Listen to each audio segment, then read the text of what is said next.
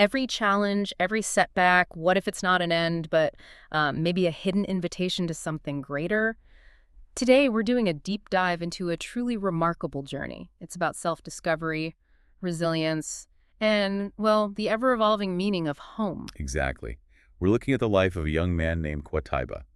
His story takes us from this small village right to the bustling streets of New York. Yeah, and it's a journey just packed with unexpected turns, some profound lessons, and ultimately a really powerful rethinking of what success and belonging even mean. And our mission today really is to unpack all that.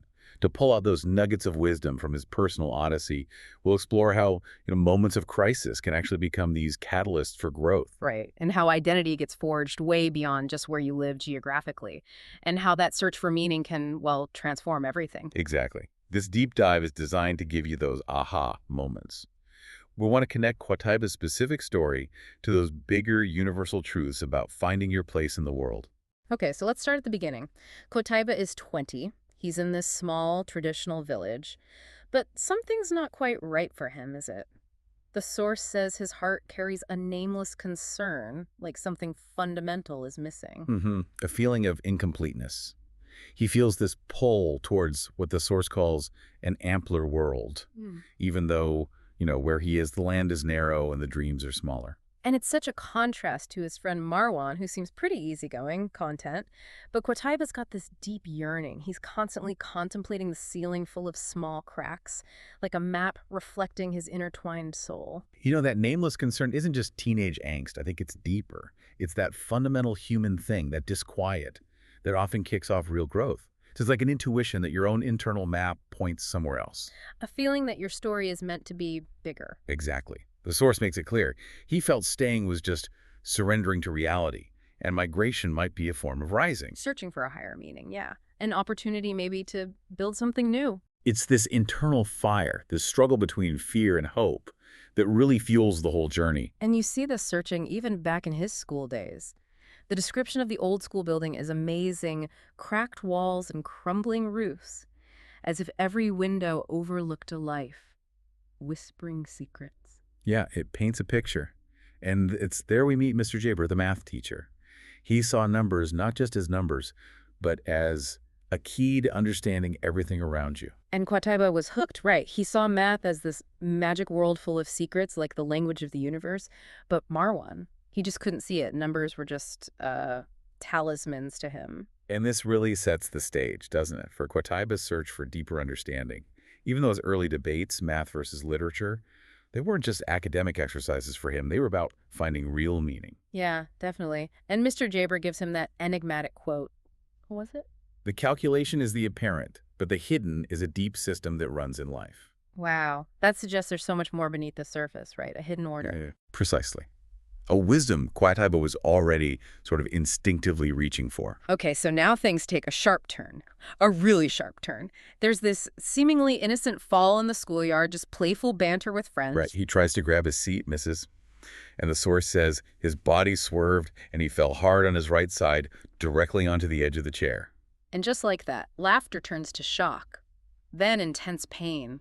The ambulance ride, the waiting, the fear. The source really captures that vividly. This small fall becomes huge. It really does. It's almost like a classic plot point, where something that looks like an ending this terrible injury, his academic path destroyed, is actually the thing that redirects him. Pushes him towards his real purpose. Exactly. The source puts it so well. What we thought was a fall might be the beginning of a new ascent. A new ascent. It shows how sometimes these awful challenges can reroute us, maybe towards something better we wouldn't have found otherwise. A tough way to learn, but yeah. And the bad news just kept coming. Because of the kidney injury, he couldn't take his final exams. And then the university dean just dismisses his medical report, and he's expelled. Just devastating. Imagine the weight of that. But then his mother steps in with this incredible perspective. Right. She tells him the real success is not in the grades, but in your ability to rise again. The fall is not the end, but the beginning of the ascent. That must have been crucial. Absolutely crucial. It reframes everything. Is it defiance? Maybe partly. But it's also, I think, about finding some solid ground after that massive loss. It forces him to reevaluate his whole path, doesn't it? Totally. It's not just about grades anymore. It's about his entire future. His mother's words redefine success itself, away from external stuff towards inner strength. And that's what gives him the courage, maybe, to leave what he calls his dark village. Yeah, he even says, "My lord, take me out of this dark village." It's defiance, sure, but also a plea, right? A plea for a fresh start where he can build his own meaning. So he packs his small bag, holding that ticket, trembling, whispers to himself, "Life is striving and migration is the beginning." Leaving must have been so emotional, but then he lands in New York. Ah, New York. The source says the landing announced the end of Qutaiba's first journey into the unknown and the beginning of a new chapter. Hmm. And the city itself, the lights, the scale, overwhelming. He feels small at first, naturally, but there's also this conviction deep down that he belongs there somehow. He takes that first deep breath and describes it as a personal declaration of a new birth. That really captures the complexity of migration, doesn't it? That feeling of Gerba estrangement, longing, being a stranger. For Qutaiba, it's way more than just moving house. It's spiritual, psychological. It's about reshaping of the self to break the chains that bound his soul. So that first breath isn't just air, it's symbolic. Shedding the past, embracing what's next. Exactly. Conscious choice. And then, standing there at a train station, feeling lost, he has this amazing encounter. An old man sees his hesitation and gives him this really profound advice. Yeah. What was it? The problem is not the road, but the train you left behind. And then he gives Qutaiba a map of mistakes. A map of mistakes. Not a real map. No, not of places. Of his past errors. What a concept. How do you even use that? Well, that's the insight, isn't it? Yeah. It reframes mistakes. They're not dead ends. They're like crucial signposts. Imagine mapping your failures not to feel bad, but to see where they actually led you maybe to new chances, new self-awareness. Like the wrong turns are actually the most important landmark. Kind of. It flips the script. And the old man's words, "You are now part of this great edifice, and you will build your future with your own hands." That's powerful. It gives him agency, right? A sense of belonging. Turns his past from a weight into, well, a guide. Precisely. But the initial struggles in New York are real. Finding work, the language barrier, feeling alone. His first job is making coffee in a cafe, and it reminds him of his mother's coffee back home. Yeah, the source notes the city's coffee did not resemble what he was used to, and the language barrier felt like a glass wall.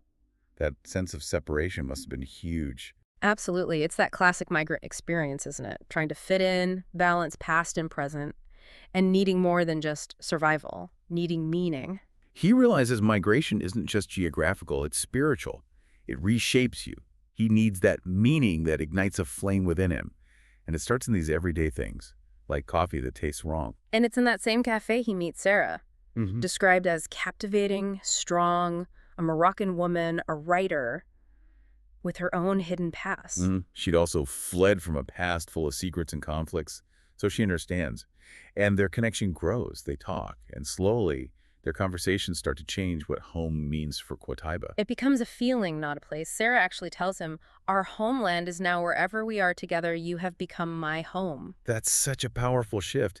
It underscores how vital human connection is, especially in a new place. Yeah, finding that one person. It reinforces that idea. Homeland is not a place, but a feeling. It's about the shared life you build, not just the coordinates on a map. And Sarah, having escaped her own past, she gets it. She can offer him that new sense of security. Exactly. Later, there's another encounter with a wise old man figure, this time in a park.